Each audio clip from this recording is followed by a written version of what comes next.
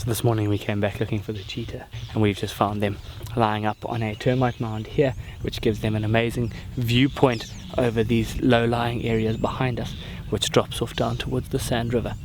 So they've got a stunning view and are just scanning and looking around for any potential prey, as well as this gives them a good chance at looking for any danger or noticing if there's any danger sneaking up on them. But what I'm hoping for them to do is get up and start moving around. It's still a pretty cool morning, and watching them move through some of these open clearings will be absolutely spectacular.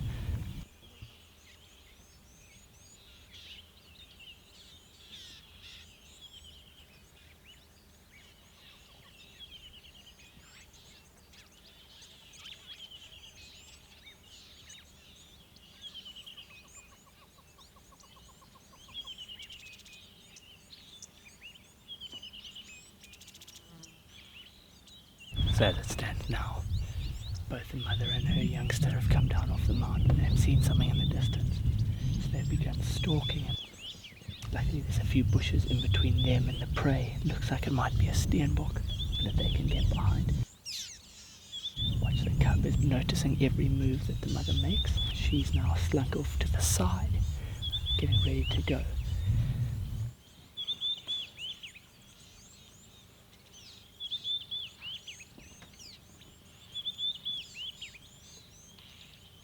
So it's a tricky target going after steenbok because they're such agile and highly alert animals, and because they're solitary they need to be constantly aware of what's happening around them.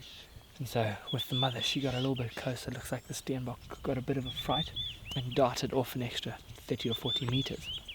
So she looped around a termite mound trying to get closer, and was probably all of about 20 to 30 meters away from the steenbok. But because it had its head up and it was aware of some danger in the area, it meant that it was ready to get out of there as fast as it possibly could, should the need arise.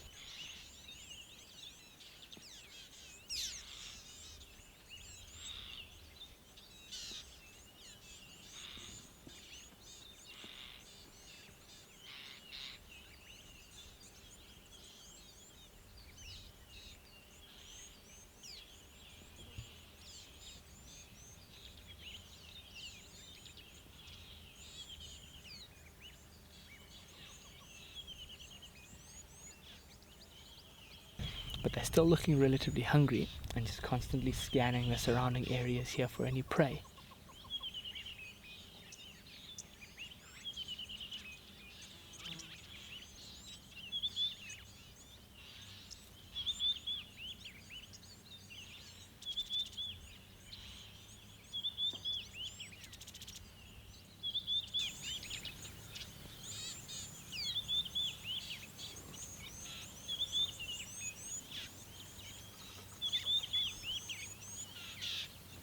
We'll leave them and we've got to head back to camp, but just great to spend the morning with the cheetah and to see them initially stalking that steenbok and then the steenbok getting away.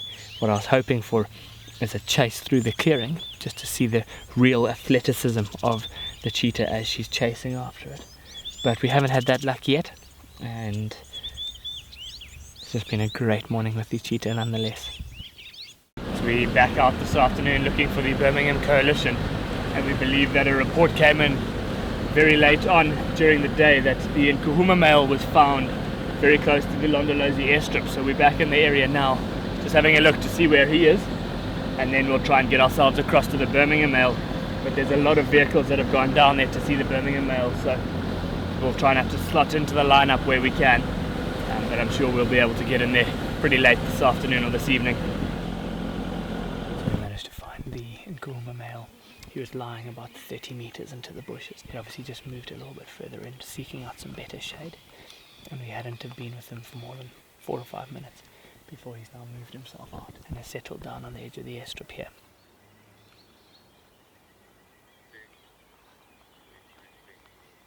So we'll probably spend a little bit longer with him here. It's a pretty awesome view of him up above our eye level. Some amazing light coming through onto him now after the sun has set.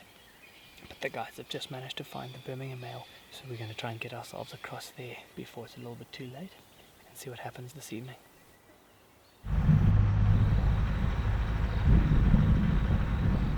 So we joined up with the Birmingham Male, and he's with 2 of the Ntsevu Females. So they must have met up at some point during the day. Whilst we've been sitting with them, one female's got her head up and she's yawning. The Nkuhuma Male's all the way across on the airstrip. You'll probably find because he's younger and smaller and less experienced, he wants to get back to their safety net of further west of here. Whereas the Birmingham Male's a lot more confident and he's ready to take on a challenge, and that's why he's wanting to spend a bit more time around here and spend some time with the females. This evening I don't think too much more is going to happen. The Birmingham Male's still got a very full belly. It's quite unlikely that he's going to call now because he's with the females, so there's no real need for him to do anything extra. So we'll spend a little bit longer here, but it's obviously gotten dark, and we'll start heading back towards camp. So we've got some great news regarding the Talala Female. She's managed to join up with one of her distant relatives from the Mhangeni Pride. I believe it's one of her aunts. The 2 of them had been roaming around by themselves for quite some time, and so it's great that she's now managed to meet up with a lioness.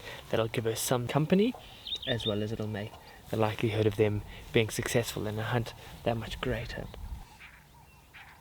And so they'll then be able to move around, actively defend and protect kills against hyenas, as well as then when she becomes sexually mature, she'll be able to then mate with one of the dominant males in the area, whether it be the Plains Camp males off to the west, the Avoca males off to the north, or the Nzanga males off to the south. It really just depends on where they decide to settle down, or where there is a bit of a vacancy where there's no other lions around. They do look relatively well fed, so on a cool cloudy morning like this they're probably just going to seek out a bit of shelter for now, maybe get up and move around a little bit later on. But we heard about them being called in on the radio and had to just take the opportunity to come across here and see them, and just at least get a brief story, putting out something just to say that it's fantastic that the Tsalala Female is no longer by herself. She has now got another lioness to move around with and keep her company. So phenomenal to see them, although they haven't done too much since we arrived, apart from lift ahead and roll over. Just the fact that she's thriving at this stage and has been doing so well over the last few months is great to see.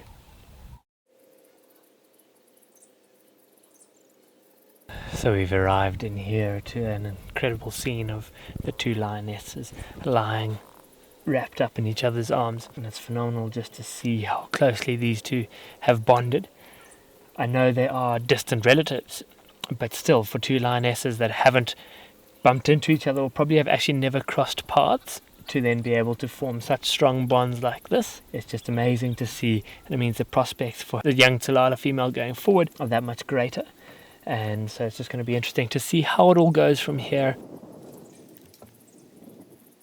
We believe that the Mhangeni Lioness has already mated with the Plains Camp males, and it was essentially at that time when she was away mating that the rest of the Mhangeni Pride moved away, and that's where the split happened. She was unable to then find the Mhangeni Pride because they had moved very far south, and so now that they've bumped into each other, they're just roaming up and down the river. And going forward, it'll just be interesting to see where they settle down, if they do give birth to some cubs, where they're going to den those, and if these bonds are in fact strong enough to keep them together during that denning period. So not too much more has happened. We had an awesome sunset behind the dead tree there. They've maybe rolled over once or twice, but doesn't look like too much more is going to happen. It's starting to get dark, so we're going to pack up and start heading back towards camp.